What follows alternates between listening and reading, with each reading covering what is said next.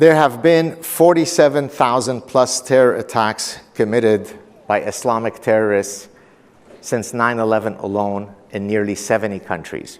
It's sometimes difficult to face reality, but if you don't face it, it's not going to go away. If the physician tells you you have stage 4 pancreatic cancer, you could pretend that cancer doesn't exist. It's still going to exist and it's still going to kill you. So wake up.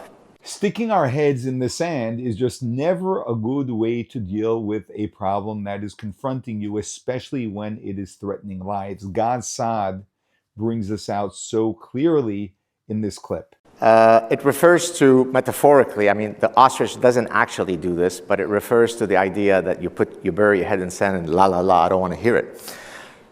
So there have been 47,000 plus terror attacks committed by Islamic terrorists since 9/11 alone in nearly 70 countries.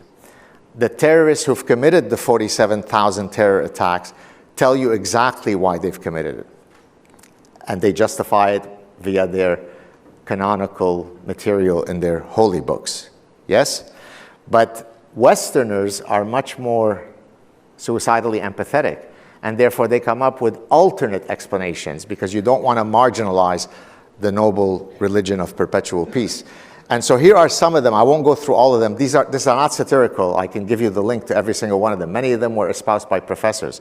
So it turns out that if you look at the fourth one, if you don't have enough adequate exposure to art, that could radicalize you. Who amongst us who didn't see enough Modigliani, Chagall, and Picasso didn't end up joining ISIS to throw gays off the buildings in Raqqa, Syria? It's a direct correlation between not enough Chagall and Picasso and becoming a terror attack. These are professors who propose this, right? Aren't professors supposed to be the purveyors and defenders of truth? Here's another one. I'll just mention one. This is from your favorite science guy, Bill Nye, who explained to us that the Bataclan attack in Paris, where they scream Allahu Akbar as they mow down everybody, was very conceivably due to solar panels and climate change. And then he offers a causal explanation for that. Well, when you are that removed from reality, when you are so suicidally empathetic, then you shouldn't be surprised to see what is happening in Canada. It's sometimes difficult to face reality, but if you don't face it, it's not going to go away. If the physician tells you you have stage 4 pancreatic cancer, you could pretend that cancer doesn't exist. It's still going to exist and it's still going to kill you. So wake up.